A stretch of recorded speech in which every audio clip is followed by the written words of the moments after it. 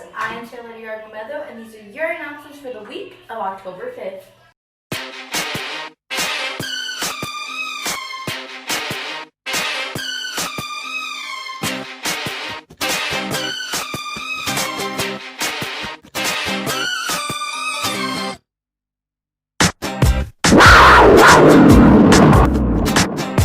Hi Wildcats, and welcome back to Wildcat TV. Here are your announcements for the week. Students, it is urgent that your parents come and pick up your raffle tickets. About 50% of the raffle tickets have not been picked up. Please remember that this is a mandatory fundraiser, and your parents will be charged whether they pick up the raffle tickets or not. Your parents can pick up the raffle tickets from the school office Monday through Friday, 8 a.m. to 3 p.m. Back-to-school forms are really important and are due immediately. The back-to-school forms are required for all families, one per student. These forms must be completed electronically. The deadline was Friday, September 11th. It is important that you complete these forms ASAP. This will take you approximately 10 minutes to complete. If you have any questions, please contact the front office. Seniors, FAFSA applications are now open.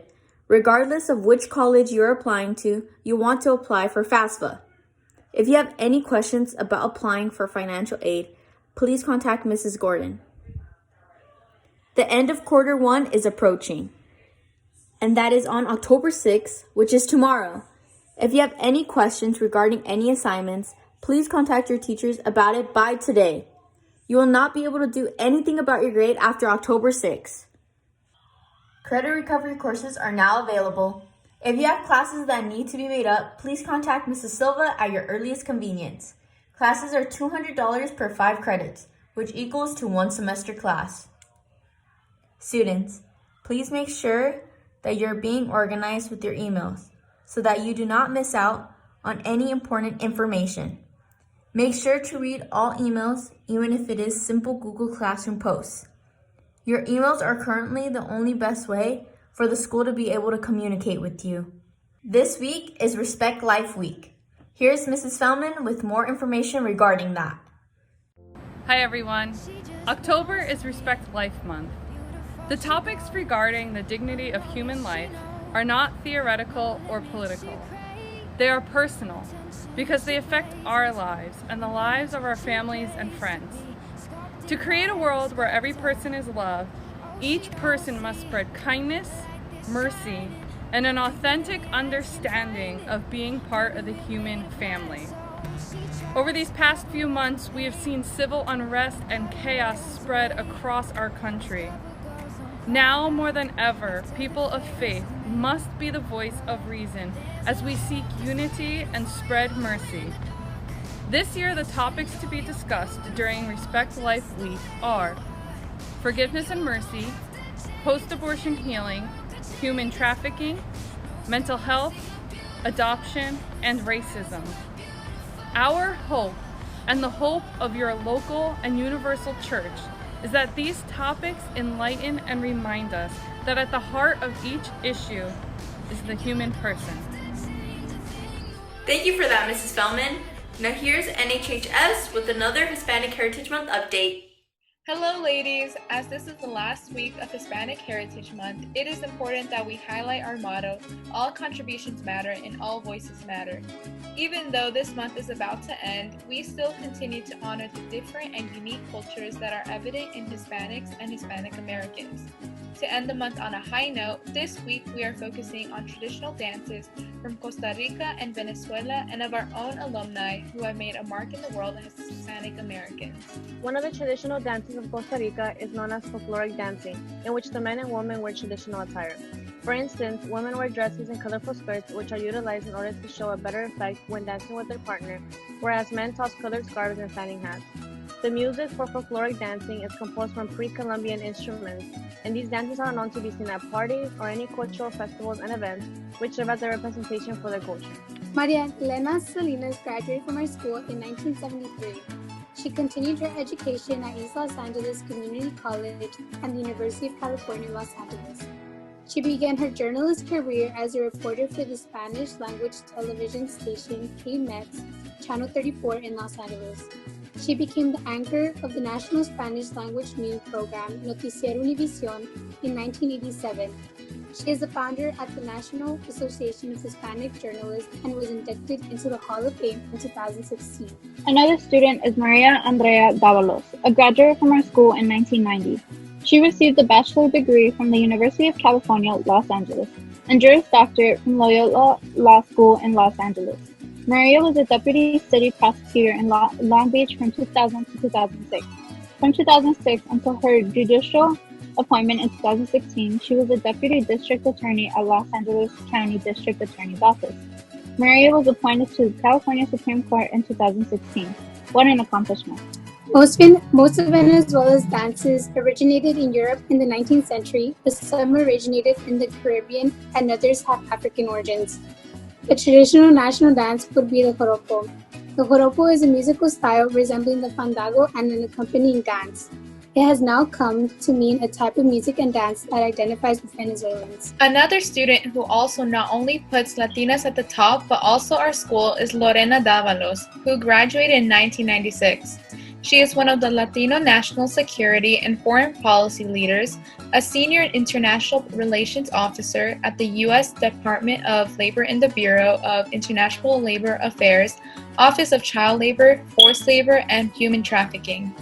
Her portfolio includes overseeing grants and project design in Latin America, focusing on child labor, youth employability, acceptable working conditions, and migration. Her extended overseas experiences include working in Mexico, Brazil, Mozambique, and Timor-Leste.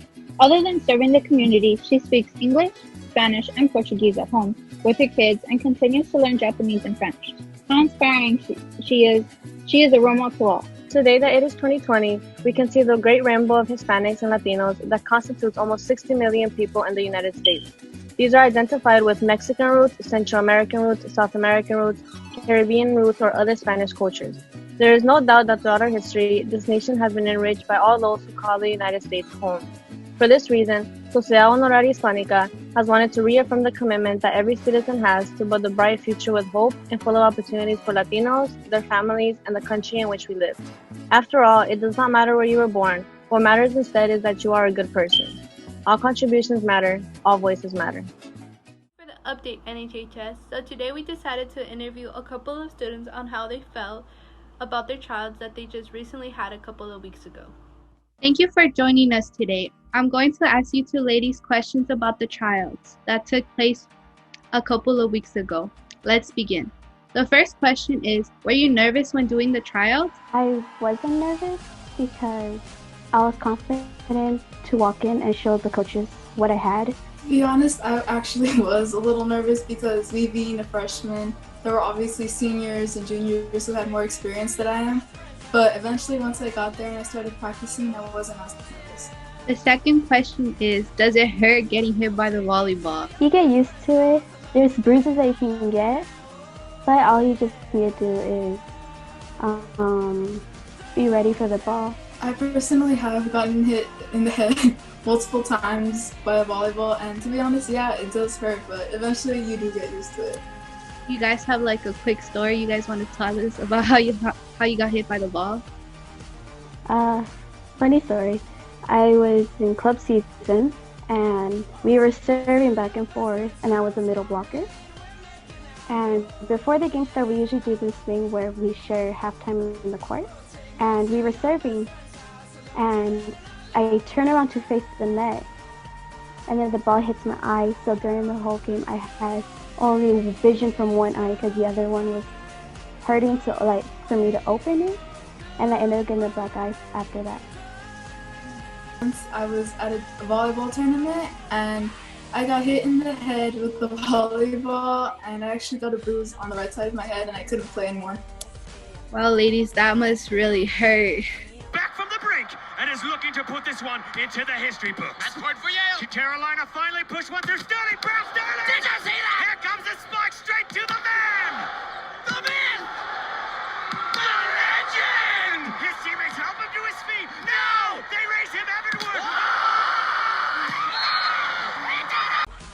So the last and final question is, how do you celebrate when your team scores a point?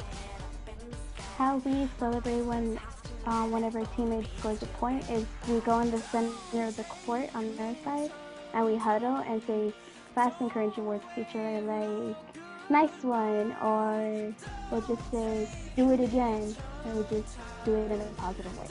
For my team, we would usually, we would like go into the middle of the court, and we would usually, I came from Center to the Great, we usually get in a circle, and it would be like 1, 2, 3 Eagles, and be like, nice work, let's try improving on this, let's try improving on that, and we would just like hype ourselves up. And this is just like a quick fun question. How, in one word, how would you describe volleyball? Very competitive. Exciting. Thank you, ladies. This was all for today. Thank you for the update. Good evening, Wildcats. My name's Emily Zuniga, and I'll be your host for today's game show. Today, our questions are going to be all for the Armies. We have Samantha, a freshman, and Valerie, a sophomore. For each question you answer correctly, you'll get 1 point, and the first to reach the most point wins. If your opponent gets the question incorrect, you have the opportunity to steal their point. If you know the answer to the question, raise your hand high and give us your answer. There are 3 questions in total. Good luck! Are you ladies ready? Yes.